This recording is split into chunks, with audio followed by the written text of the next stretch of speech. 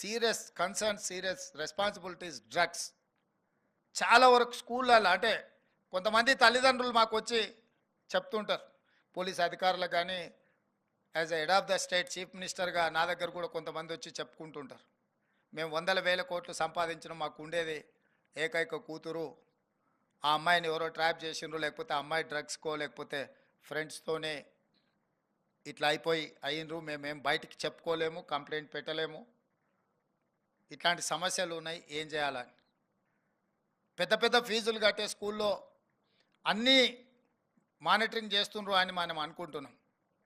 అనుకున్నంత గొప్పగా అక్కడ పరిస్థితులు కూడా లేవు. అందుకే స్కూళ్ళు కాలేజీల యజమానులను మేము స్పష్టంగా పిలిపించి, ముఖ్యంగా పోలీస్ అధికారులతోని వాళ్ళందరినీ పిలిపించి మేనేజ్మెంట్స్ని కూడా ఈ విధంగా కూర్చోబెట్టి వాళ్ళతో మాట్లాడి, సైన్సో ఫిజిక్సో మ్యాథమెటిక్సో ఇంగ్లీషో అదర్ లాంగ్వేజెస్ సబ్జెక్ట్స్ నేర్పించడం కాదు, మీ పిల్లలకు మారల్ పోలీసింగ్ నేర్పించండి. ఫిజికల్ డైరెక్టర్లను పెట్టి స్పోర్ట్స్ నేర్పించడం కాదు, ఫిజికల్ డైరెక్టర్స్ని పిల్లలకు